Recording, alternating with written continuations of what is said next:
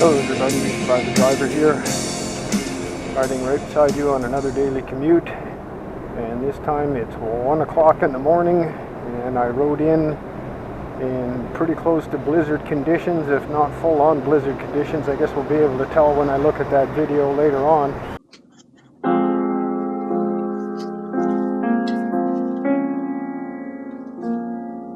And man, is it fucking ugly out.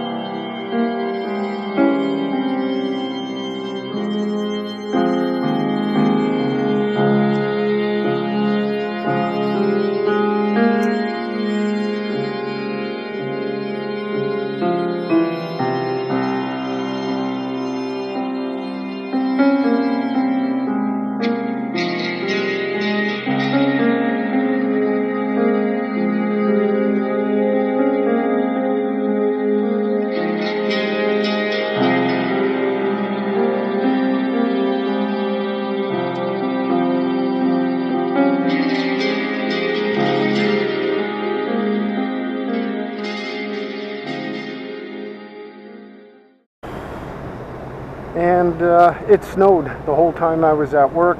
There's a bit of road clearing taking place now, but it looks like it could be kind of dangerous out there.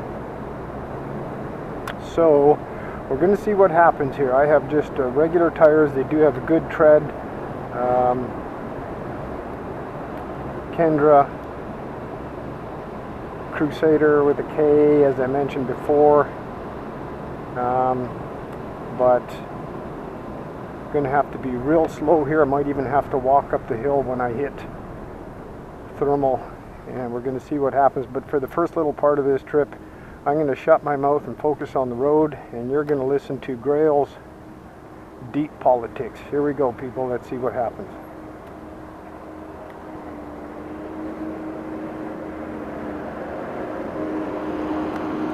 Actually feels pretty good.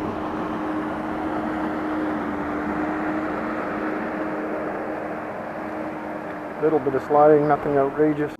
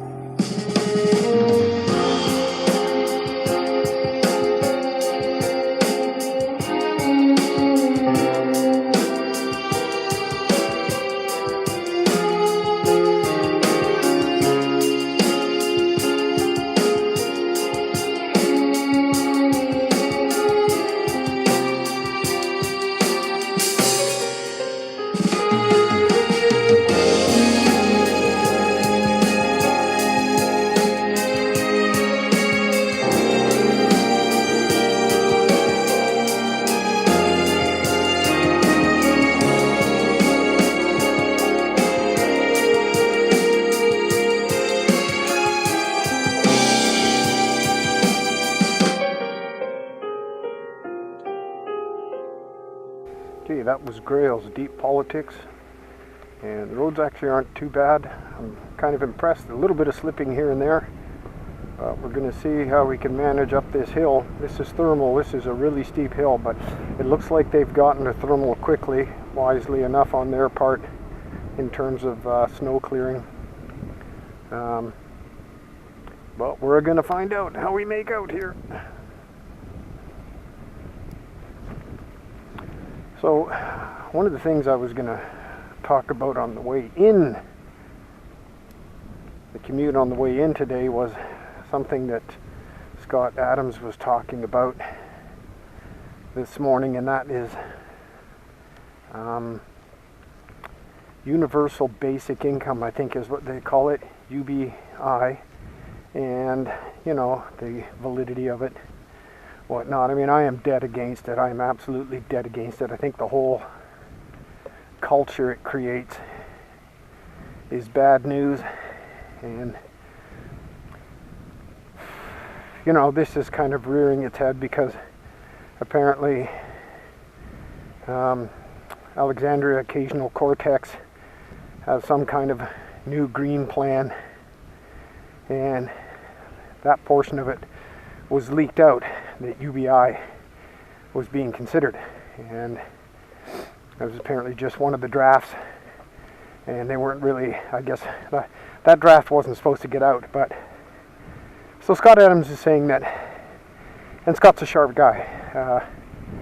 I'm glad he discusses the stuff he does, so there's no problem there, but I just don't agree with the whole precedent that it sets. Now, what Scott was pointing out is that, you know, UBI, apparently for people that just refuse to work. Well, you know, welcome to reality. If you refuse to work, you can starve to death as far as I'm concerned. If you got a problem, psychological problem, physical problem, of course, in a, this is where it could get dodgy, folks. In a caring society, you're going to do what you can to take care of people that are, that have problems, right? Whoa. It's a damn good thing. It's 1 o'clock in the morning here. Let's see what happens.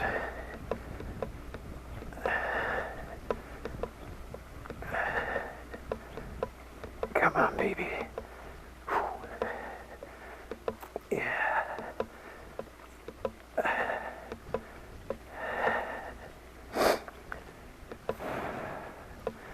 Yeah, it's a tougher slog in the snow here.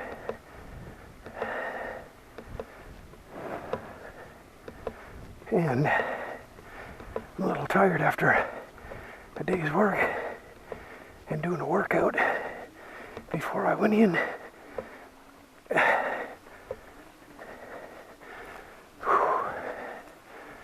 All right.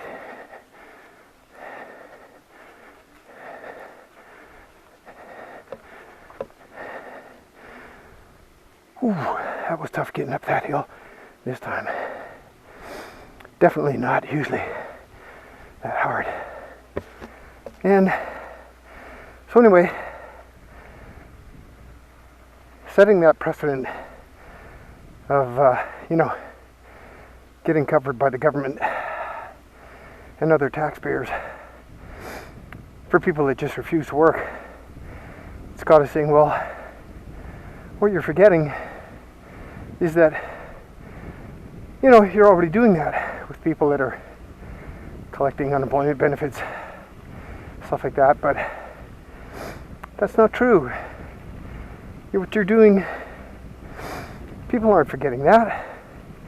What you're doing is you're theoretically helping people that are down on their luck, not people that just refuse to work. Now, of course we know there's people that scam the system, and let's just call it for what it is. It's scamming the system. But people don't engage in paying these kinds of taxes, these levels of taxes, to help to give people a handout that just refuse to work. That's not why people are doing it. people go into this with the understanding that they're helping people out that are down in their luck. Let's be realistic about this. And people aren't forgetting about it. I mean, it's easy to forget it on a day-to-day basis, but when the question comes up of this kind of thing, people haven't forgotten about it.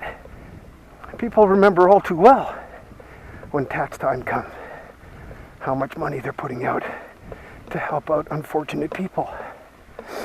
And, you know, I mean, there's a never-ending discussion about whether or not you should even have safety nets to the degrees that we do in modern Western countries, because it creates a culture of people that just refuse to work, scam the system, and sit on their ass for the rest of their life.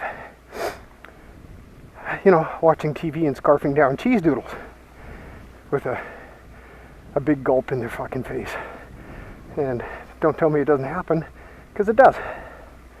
And so I'm not too sure why Scott seems to think that going along with that kind of culture it's kind of like to be condoned. Now, one of the things that he's pointing out, and it's valid, but I don't know if it'll ultimately be accurate, is, you know, what are we going to do if we don't have a universal basic income when robots are doing everything for us? Well, I don't agree with the premise that robots are going to be doing everything for us. It's a possibility. I've looked into that on a previous video that I did, and you know, it's not like we haven't had, you know, major innovations that put a lot of people out of work in the past, but, you know, other careers, other avenues for employment are created by these developments in technology. So I know it might not seem comparable to a robot, but I would suggest to you that it's very comparable to a robot, and that's front-end loaders and backhoes. How many guys used to make their living with a fucking shovel in their hand until the backhoe showed up or the front-end loader showed up? Lots. Fucking lots. Oh shit. Oh shit. Oh. Yikes. Just about lost it there. Whoops. I'm off in the fucking weeds here. I had a feeling that corner was gonna get me.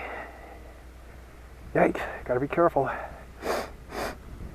Overall, not bad though. It's a good thing it's 1 o'clock in the morning. Nobody's around. Here we go. And whoa, yeah, it's when I'm hitting these piles of snow, it's doing it. And I think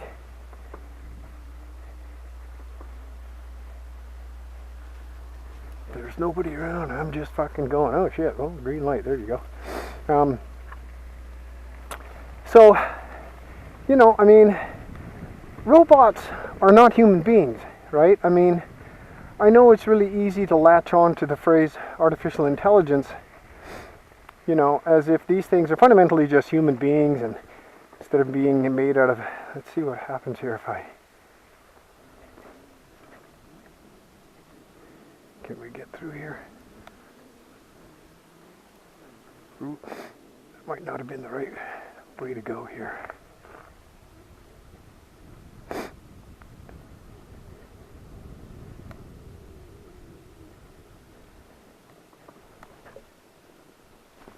Oh shit, right into a pile of snow. I'm in about, I guess about 4 inches of snow right now, and ooh, I can get my balance back here, and it just went in my fucking sock. There we go. So, wow, I hope you're catching this. This is like untouched snow for the most part.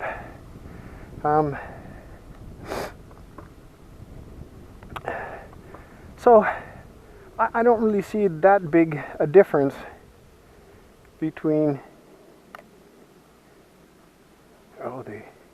They left that gate open, I would have gone through there if I would have realized that.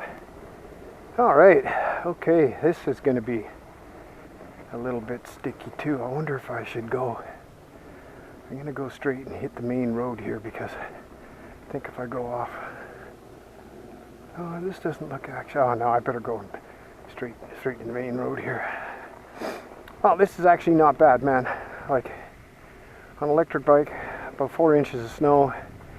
It's probably about -2, -3 right now, and I'm getting around pretty good here. I'm going to end up doing, I guess what's going to end up being about I can't remember what it is now in miles. It's probably about 7 miles, so that's pretty good. Pretty fucking good here for the old Voltbike Yukon 750 Limited. I might as well be in a fucking Yukon. There's snow and ice everywhere. So anyway, what real difference is there between the backhoe, the front end loader, and robots in terms of the impact it has on society? And I'm not too sure, using the term, you know, when robots are doing everything for us, that remains to be seen.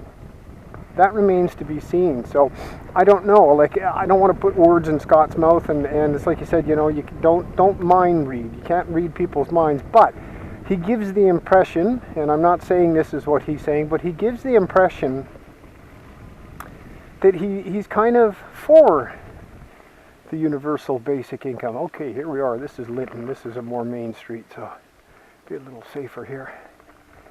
Go on Linton and down to Foster. And kind of on the last leg of the trip here. And so he kind of seems like he's pushing for universal basic income, and it was something that he said as well. Now, if you're going to, like, I guess in Finland they have tried this, and it didn't work. There's been a couple other countries where they've tried this and it hasn't worked. Now, apparently, Scott was pointing out, there was a guy, some billionaire business guy, that wanted to see what would happen if he paid people basically a universal basic income, and you know, what would the outcome be. Now, Scott didn't elaborate on what the outcome was. He just went as far as to say that apparently it didn't work out too great. It wasn't a very positive outcome. So, wow, my face is starting to freeze here, so if I start babbling like a gargling idiot, you know why. So, you know, he was making the point, well, everything that eventually works starts out as something that doesn't work, like the airplane, stuff like that. So, you know, just because universal basic income hasn't worked so far doesn't mean that it can't be tweaked and won't work eventually. But the question is why? Why are you so hell-bent on making universal basic income work? I mean, you know, what am I missing? Like, who's going to cover this? You know, I mean, you're talking about fundamentally a completely different economy. Like, it's just really straightforward. If you're now going to say, okay, well, we're going to start covering people that just refuse to work, as opposed to people that are down on their luck, then you're not going to convince many people to go to work. I mean, you know, I would go to work to a certain degree, of course I would, but, you know, if I start seeing like 30-40% of the people around me sitting on their fucking ass all day while I'm busting mine, so like I say, so they can sit in front of the fucking TV eating cheese doodles, I don't know, Scott. I don't think that's going to work out too good. I don't think a lot of people that are working hard are going to go for that, you know. So, I don't know.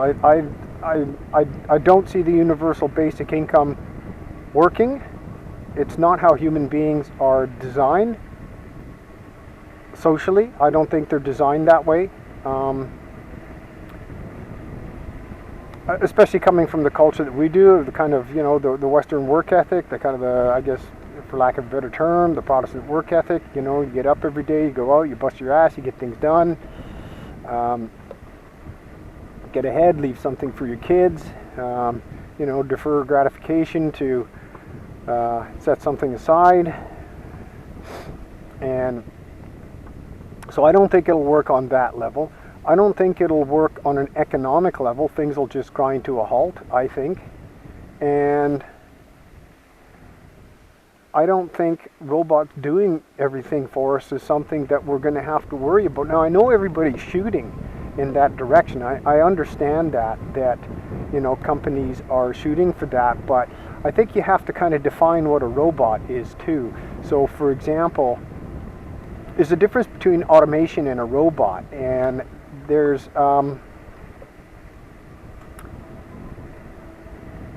certain changes in how people are, say, consuming and how they're paying for that consumption can appear to be advances in automation when it's not. So if you take, for example, now in stores they are putting self-serve cash registers. Okay, well, there's nothing elaborate, new, or innovative about these cash registers. All they're doing is flipping things the other way around so that people line up down the center between these cash registers and ring themselves through. They're the same cash registers as cashiers use. There's no difference. So there's no automation there. It's basically telling people, you're going to do our labor for us. That's what's going to happen. Now, I will say, in the store that I work in, we are so busy sometimes that it's allowed us to put in 4 extra cash registers. If you don't want to use them, you don't have to. And we've still got all our other cash registers. And we've got as many cashiers on there as we previously had.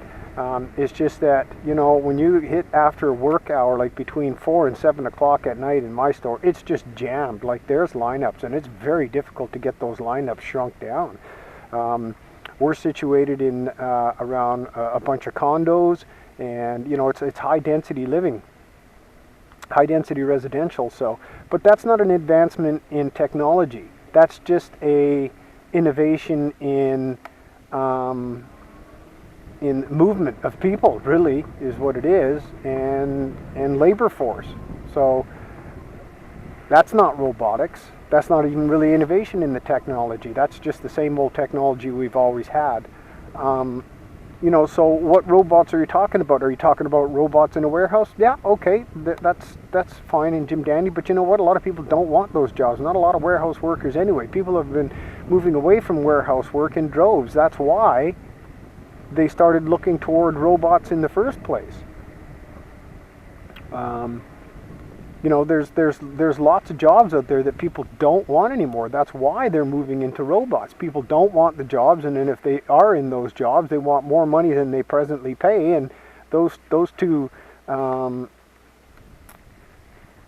desires are clashing. And so, they're going to shift to robots. I can see that. But you know what? There was a point in time, too, where people that were using a shovel for a living, the backhoe showed up and they were forced to do something else, might have been a little bit happier working in a warehouse, for example. A little warmer, a little nicer, instead of being in the mud, the dirt, the muck all day long. But, the robotics that we have, say, in the auto industry, that's been here forever. And I mean, if it was going to be fully, completely automated with robots, well, then why is there still humans in it at all now? Right? And even when you talk about robots in a warehouse, like what? Like in these giant warehouses where guys like Bezos in Amazon.com, where they're operating? Well, my understanding is that Bezos is now considering, this is not quite, I've got to be careful here. Bezos is now considering, I'm going to let this car go by here for Bezos is now considering come on. There we go. Establishing bricks and mortar stores. So, there may be a limitation to doing things from a warehouse and delivering it to the home. That's not a proven business model yet. My understanding is that Amazon makes very little profit. And they would fail if they weren't getting subsidies from USPS. So, that, just because he's permeated, like, I mean, you got companies like Netflix, they've permeated into the entertainment industry, and my understanding is they don't make any profit either. The stock price is way the hell through the roof, but they don't make any fucking money, So there's a lot that remains to be seen here. There's, the dust still has to settle on some of these changes that are taking place. And so, like, for me, like, universal basic income, nah, steer away from that. I'm of the mind, and I'm not the first one to point this out, but I'm of the mind that this is just a way for government to have complete control over what is going on. If you have to look to the government for your wages, you can be damn sure the government that says, well, we'll give you a couple more pennies a month is the one you're going to vote for. And eventually they're just going to say, yeah, you know what, let's not worry about this voting thing. We're giving you a few pennies a month. Shut up, sit down and eat some fucking cheese doodles. So I'm not into the universal basic income. I think it's a bunch of hogwash. I don't know why Scott seems to be hell-bent on it. I don't know, he may be seeing a benefit out of it that I'm not seeing. Whoa, nice. Just caught that one. All right, and we are home. That was one hell of a wild ride, but worked out pretty good in the end. There's a whole bunch of people at work that absolutely did not believe that I would ride home. Did not believe it. They kept saying to me, you're not riding home, you're not riding home. Oh, the hell with you, I rode home, God damn it. Yeah, it looks like it's about, it might even be 6 inches of snow. That's not bad, man. On a bike, 6 inches of snow, that's pretty fucking good, I would say. So yeah, universal basic income can go to hell. Sorry, Scott, not buying that one, buddy. Again, glad you're talking about it, though. Bring it up and chew it over, see what people think about it. He may be seeing something beneficial in it that I'm not seeing, and that's fine. But yeah, no, not for me. I don't buy it.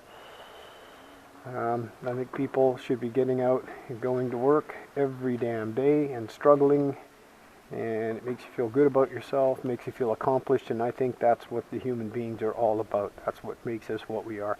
Anyway, that's it for Survivor Driver. Thanks for joining me. I authorize you to be a complete pervert and fondle that like button on my behalf. We'll see you next time, folks. Thanks.